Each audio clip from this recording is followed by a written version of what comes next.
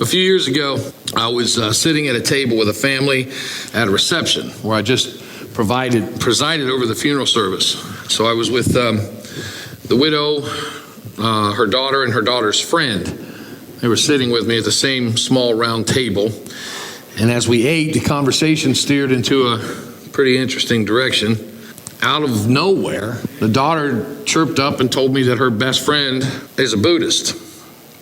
Now, I knew that family as a whole was just recently introduced to the deeper parts of what Christianity is, and I know that because I was involved in the process.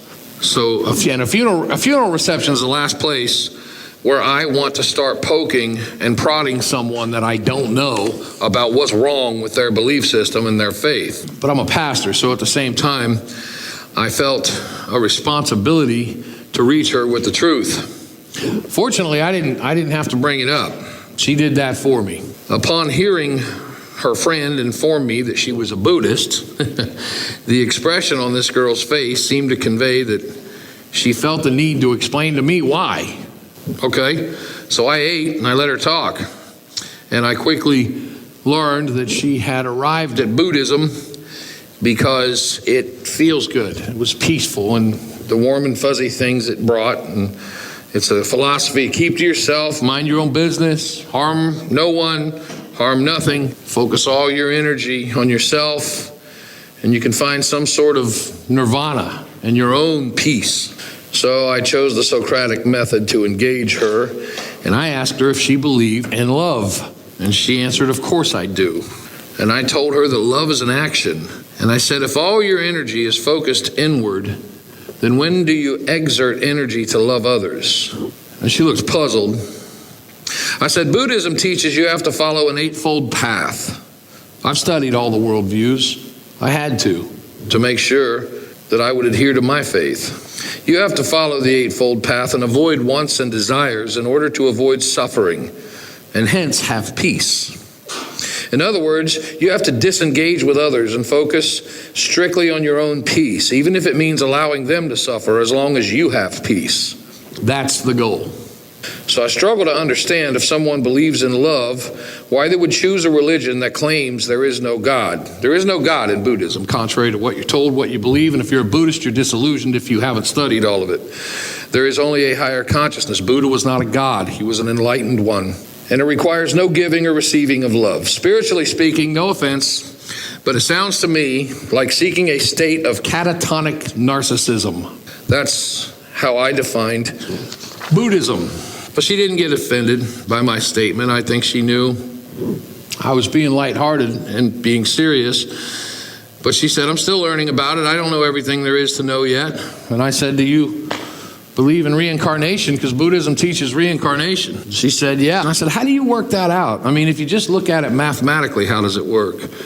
You know, when the nuclear bomb went off in World War II, was there immediately that number of babies being born?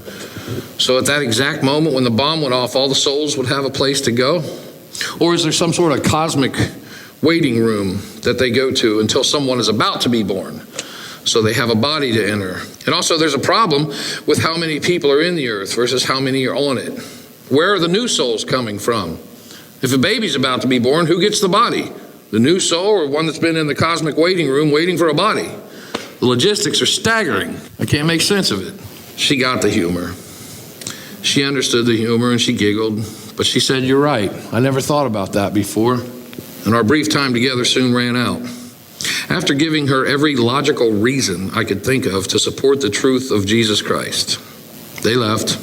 When I left, she was sitting on the playground by herself. I was hoping she was in deep thought about our conversation. And all of this started with the common question, how do I know Christianity is the one true religion? People say that all the time, and it's accompanied by three other questions. They're usually at the beginning, sometimes they're at the end, but it all comes full circle back to question number one. Is there such a thing as truth? People often say truth is relative, or there is no truth. Ask them if that statement is true, because if the statement there is no truth is true, then it's not true. So how do you work that out? It doesn't make any sense. It's a self-defeating statement. It's absent of, it's crippled in its logic. To put it another way, to say there is no absolute truth is an absolute statement. That doesn't work. It doesn't work. Jesus always examined and addressed the assumption within a question. He looked into the person's heart when answering them. An attempt to dismiss the existence of truth is typically an attempt to absolve oneself of accountability. That's what people want. They don't want there to be a truth. That's why it's nonsense when people say, man invented God. Poppycock. If man had it his way, there'd be no God. We wouldn't be accountable to anyone. Man is not going to invent a God that holds him accountable for the purposes that people often propose. The subtext to the question, or the motivation within the question, is there good and evil? Ask them if it's wrong to set a bomb off in a daycare center. Ask if that's wrong. Ask if that's evil. Any normal person will say, yeah, that's wrong. That's very evil. So by acknowledging there's an evil, you're acknowledging there's a good. So you're acknowledging a moral law. And if you're acknowledging that there's a moral law, you are, in fact, whether you like it or not, acknowledging that there is a source, which is a moral lawgiver. There is a truth. Truth must exist. Without truth, mathematics is nothing more than wishful thinking. Without truth, there'd be no such thing as learning, because there'd be no such thing as a reliable answer. Truth is the umbilical cord between God and the universe. That's what truth is. That's where it exists. You want a definition in short? That's it. It's the umbilical cord between God and the universe. That is truth. People say the other thing people like to say, well, there's your truth and there's my truth. No, there's not. There's no versions of the truth. There's no what's your version of the truth. They have to ask people their versions of the truth at a car accident so they can get to what? The real truth. Because people, by nature, have their version of the truth. What we seek in Christ is the truth. Truth is gathered. It's simple how you get it. How do you find truth? Well, by taking evidence and gluing it together with common sense. That's what you do. That's what scientists do too. That's why we have hypotheses and theories, and they don't have every answer. They take the logical information and they say, we have this rock solid stuff, this information, and these theories and hypotheses, or what we would call common sense if you're not in a laboratory, and you glue evidence together with common sense. We know that truth exists. We also know truth exists is because we know a lot of people that don't have it. We know people who are bankrupt, morally bankrupt. People, as to quote the Bible, no truth in them. Destruction, chaos, and suffering always follow shortly behind these people. The people that have no truth in them. And we have a lie. We say lie. Lie, what do we mean we say lie? The opposite of the truth. It's nonsense to argue that if there's such thing as absolute truth. There is absolute truth. We define the opposite of it by a lie, which again acknowledges the existence of truth. Christians use the phrase a lot, the truth of God. We say the truth of God. Truth is, we don't need to say that. We can just say truth. All truth is God's.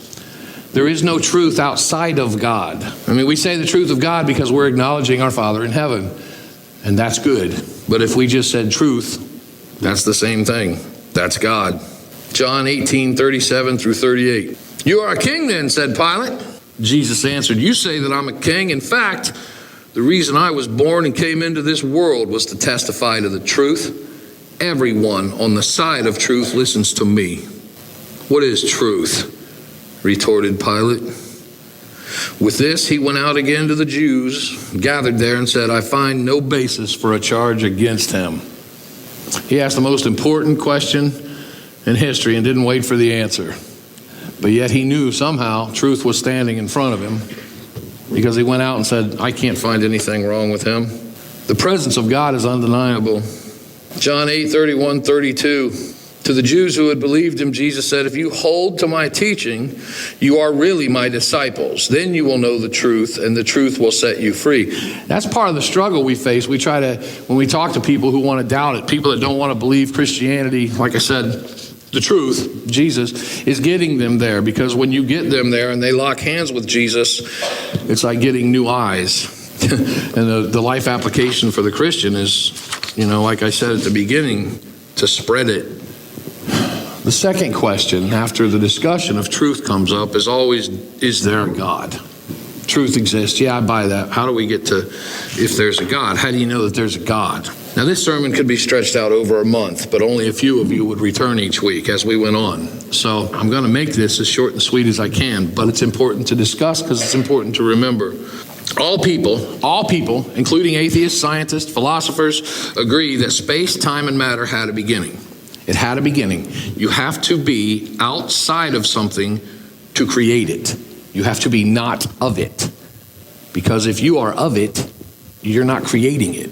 You're made of it. Somebody else created it. If you're already made of it, you can't be of it. You have to be outside of it. Otherwise, it would meet the definition for being created if you were made of it. You didn't create it because you're made of it. It was already created. If you create space, matter, and time, you can't be made of space, matter, and time. It's the simple law of cause and effect, which says for every material effect we see, there's a cause that came before it, or simultaneously to it, and was greater than it. Now remember, we're talking about the existence of God.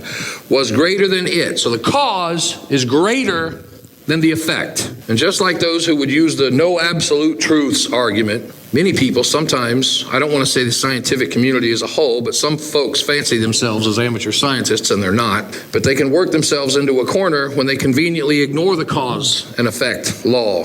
Since the universe is a material effect, we have to then ask, what was the cause? What caused it? And when this comes up, they cite something that's called a singularity. It's the Big Bang Theory. It's when something or some sophisticated set of circumstances just pop up out of nothing, nowhere, no real reason, no explanation. That's called a singularity. We would call it the Big Bang Theory. Well, when people say the universe was created by the Big Bang Theory and they cite scientists, real scientists, usually know how to word things and articulate better than your average Joe. But you'll meet a lot of average Joes who think they're scientists, and this is the argument they'll present. The Big Bang Theory, but if they're into science, you can't ignore the law of cause and effect, so we have a problem here. Because nothing plus nothing will always equal nothing, but nothing plus something will always equal something.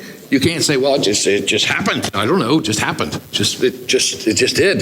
Well, what was the cause? That was the effect. What was the cause? That's where things get weird. Following the law of cause and effect, we clearly see that a natural effect had to come from a supernatural cause.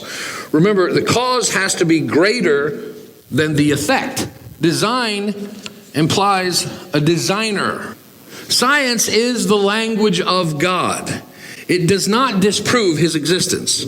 Rather, it glorifies him. Remember, we're answering the question, is there a God? Does he exist? It glorifies him by allowing us to examine his designs, how they work. When the opposition begins to slip on the slope of the argument, this is when things get fun.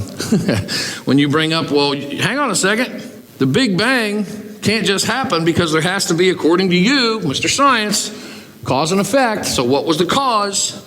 Well, then they start, this is how you know you're doing good in any argument. The other person starts resorting to semantics. In other words, they start trying to pick apart the words. They say, well, technically, you said, and because the word you used was, and they start doing this stuff, and you're like, dude, come on. You know what I mean. You know what I mean. You're just getting scared because you're losing. So semantics, tearing the language apart. When they can't beat you with logic, they'll use semantics. And if semantics don't work, they'll attack your character. And then they'll attack your intelligence, and then it's time to pay the bill or stick them with it and get out of the restaurant.